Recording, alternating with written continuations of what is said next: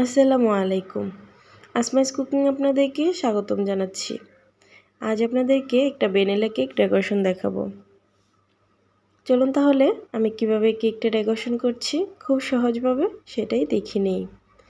আমি একটা vanilla cake তৈরি করে নিয়েছি, 2 পাউন্ডের বেস তৈরি করে নিয়েছি। আমি যেহেতু চুলায় কেক বেক করি তাই চুলার আঁচটা বাড়িয়ে রাখার কারণে নিচ থেকে একটু ব্রাউন কালার চলে আসছিল, তাই আমি নিচের অংশটা কেটে ফেলে দিয়েছি। 3টা স্লাইস করে কেটে নিয়েছি আর সুগার সিরাপ ক্রিম দিয়ে নিচ্ছি। আর ক্রিমটা আমি পাইপিং ব্যাগের সাহায্যে দিয়ে নিয়েছি। পাইপিং ব্যাগের সাহায্যে দিলে খুব ভালোভাবে সমানভাবে ক্রিমটা দেওয়া যায়। পরপর লেয়ারগুলো একই রকমভাবে বসিয়ে নিচ্ছি।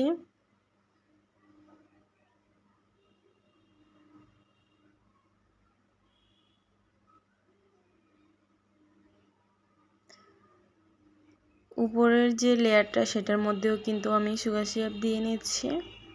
তারপর এখন আমি সাইডগুলো দিয়ে একটা পাইপিং ব্যাগের সাহায্যে ক্রিম লাগিয়ে নিচ্ছি।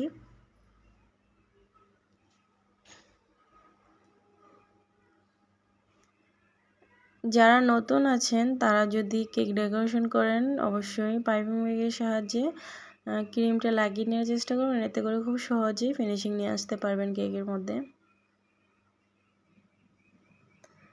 আমি একটা প্যালেট নাইফের সাহায্যে খুব ভালো করে ফিনিশিং করে নিচ্ছি সাইডগুলো দিয়ে এবং উপরে।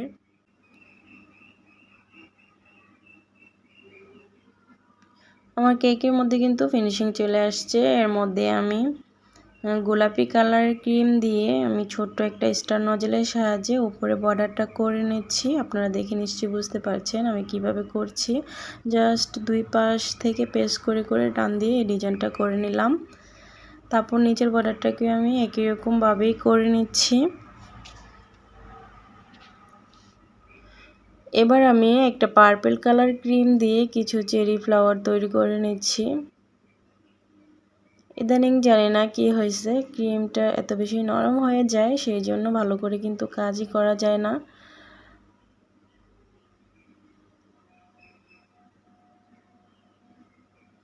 মোটামুটি যেভাবে ফ্লাওয়ারটা তৈরি করা যায় কোনো রকমভাবে সেভাবেই করে নিচ্ছিলাম, যেহেতু ক্রিমটা নরম সেই জন্য।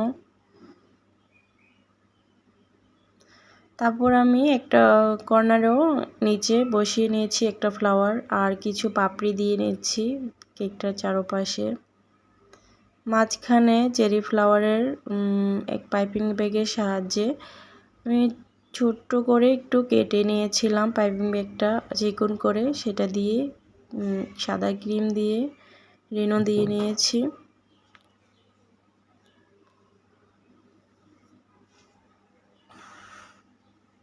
এবার একটা লিপ নজেলের সাহায্যে পাতা কালারের ক্রিম দিয়ে আমি পাতাও দিয়ে নিয়েছি কিছু।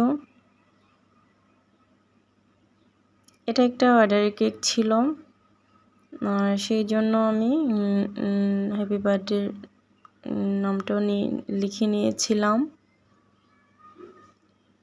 এখন আমার কেক ডেকোরেশন কিন্তু একদমই কমপ্লিট। এই কেকটাকে আমি এখন 1 ঘন্টার জন্য নর্মাল ফ্রিজে রেখে দেব, এতে করে খুব ভালো করে সেট হয়ে যাবে। আর কেক ডেকোরেশন করার পর অবশ্যই ফ্রিজে রাখতে হবে। আর এটার ওজন আসছিল 894 গ্রাম। যেহেতু কেকটা কিছুটা পরিমাণ কেটে ফেলে দিয়েছি, ব্রাউন কালার হয়েছে সেই জন্য, না হয় আর ওজনটা আর একটু বেশি আসতো। আমার আজকের এই সহজ কেক ডেকোরেশনটা আপনাদের কাছে কেমন লাগলো অবশ্যই কিন্তু কমেন্টস করে জানাবেন। আর যদি ভালো লেগে থাকে একটা লাইক করে দিবেন আর চ্যানেলটাকে সাবস্ক্রাইব করে বেল আইকনটিতে অল ক্লিক করে দিয়ে রাখবেন, এতে করে আমি যখনই নতুন কোনো ভিডিও আপলোড করব সবার আগে আপনার কাছে পৌঁছে যাবে। আপনারা সবাই অনেক ভালো থাকবেন, সুস্থ থাকবেন। আবারও দেখা হবে নতুন কোনো ভিডিও নিয়ে। আল্লাহ হাফিজ।